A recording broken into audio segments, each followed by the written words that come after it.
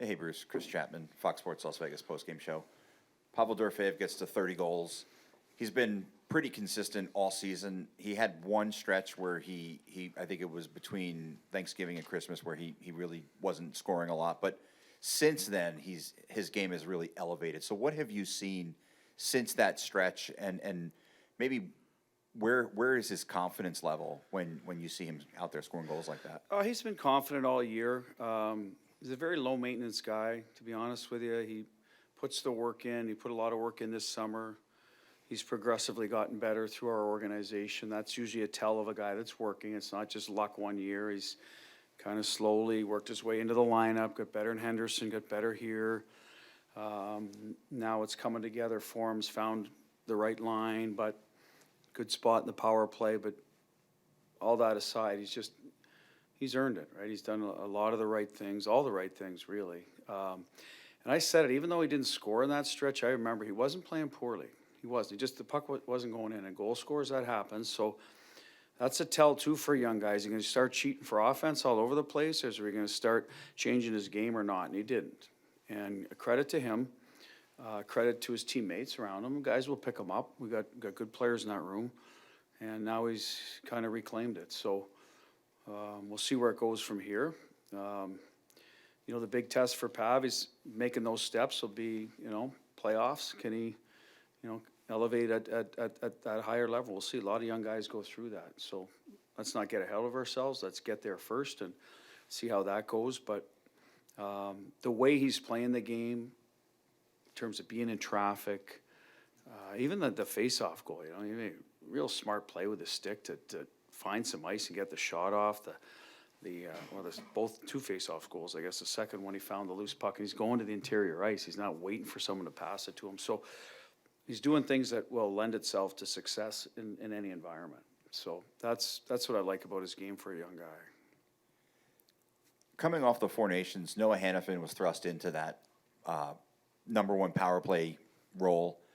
His game has really been on point since he's come back from that. So how much better does that make the team when you have not only Noah playing at that level, but when Shea comes back, you're going to have another elite offensive defenseman? Well, it's a good problem to have.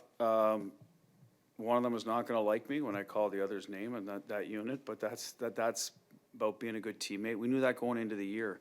I talked to Hanny about that, right? We kind of covered this earlier about Theo, and it was important to him. I don't always like to say that, but Hanny had signed, and Theo was in the midst of. So, you want to look after your players as a coach too, right? So, give him the opportunity to get feeling good about his game, and that all worked out. That guy got taken care of, and then the power play took off. So now I'm like, well, sorry, Hanny, you're out of luck. It's going well with Theo, but an injury comes and one door closes, another one opens, and that's what's happened for Hanny. And listen, we need them both in our lineup. We want to be the best team we can be, and we'll figure it out who's going to go up there. It's a win-win, and then the flip side of that is, if the power play units get a little more balanced, then the second unit's going to be that much better with a guy like that up top that's used to running it. Danny, Jack, Alan. Hey, Bruce. Danny Webster, Las Vegas Review-Journal.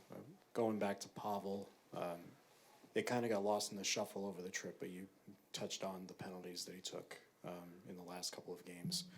For him to kind of put that in the back, in the rear view, and to respond that way, and he's still 24. Is that just another positive sign of the group? Listen, it was fine. I think I was asked what was going on in the games. Then some of the things that were happening was we were taking ozone penalties, and it happened to be him.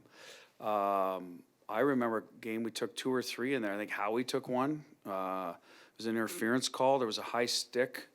So there were some different things going on, but they were all ozone, right? You don't want to be taking penalties in the ozone if you can help it. You want to take penalties to take care of your teammates, physicality if the game goes that way, and to prevent scoring chances, right? That's usually how you want to end up in the box. So we were just taking them, below the 200 feet from our net. And that's not a good formula night after night. That's what I meant by that. And it turned out it was Pav. And listen, some of it's second effort plays to try to get a puck back, and that's going to happen too. So I've talked to Pav about that. I don't want him to lose that. Just be mindful. You got to be a little more in charge of your stick as a 24-year-old, because you will not get the same break that maybe a Mark Stone will on a similar call, right? That's just the nature of officials. although thinking about it, Mark Stone called and did I just put myself in a spot where I'm going to go on a rant or not? But anyway, let's go back to Pav. So so erase that, then not. But in general, they're scrutinized a little more, the younger guys. So that was all, and he played through it fine. He didn't lose a shift over it, didn't lose a minute. It's just let's try to be mindful of it, and he's done a good job with it. Jack Williams, Las Vegas Sun. You've mentioned before throughout the season you've seen in training camp with Colasar and Howden how they were going to take big jumps from what you saw in the summer. Had you seen elements in Dorofeyev's game in that summer, training time where you kind of saw that he was going to take a big jump this season? Yes, he goes to a certain trainer. I believe it's in Connecticut. I don't want to get too much into his stuff, and he spent a lot of time there, and it shows. Where does it show? Like you take incremental steps at that age, but he can get into traffic now and stay on battles and keep possession of the puck better than the year before. More of a man. There's always times out there, bodies are on you, sticks are on you, and you got to fight through it. And you see it with younger guys. Some of them take a while, and it's just, that's when you say about a player just needs to, be a little stronger, it's usually in that. It's not like he has to go bench press 15% more. He just has to be stronger, his core on his skates, so that you can take that physicality and still get to the good ice, hang on to pucks. And that's what he's done a lot better. And it's only going to improve. He's still young. Barbashev probably went through that. He does a good job with that. I'm sure Sad did at a young age.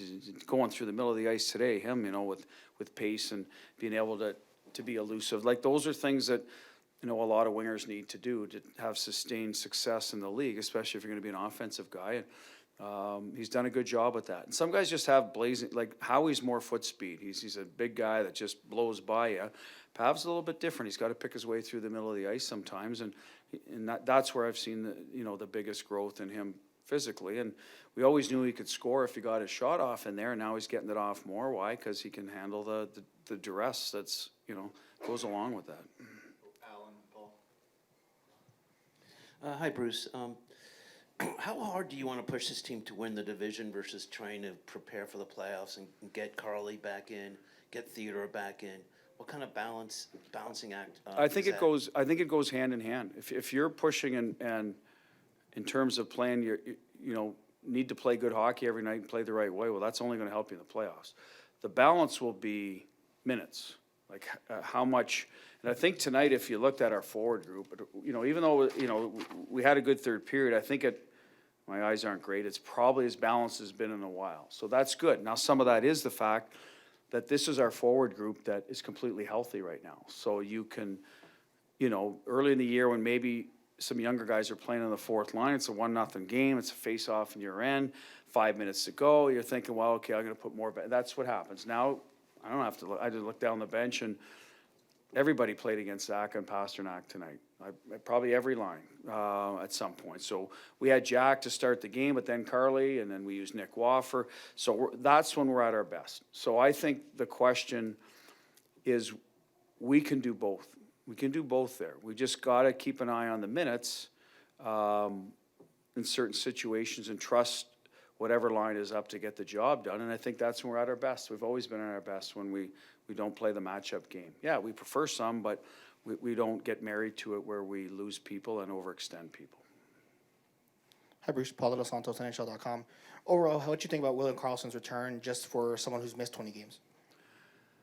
Well, I figured his pace would be there, right? That's why he missed time, to correct some of that, and I think he's feeling really good, his body and his legs, and that part of it is the rust of playing, with people around you. It's hard to get that, especially this time of year. We're not practicing that much, so I liked his game a lot. Thought he did some good things. I think he had an assist on Howie's goal and started with typical William Carlson, grabbing pucks down low on our end, playing good defense and being in the right spot. And I think he made a couple plays to Smitty, good on the kill.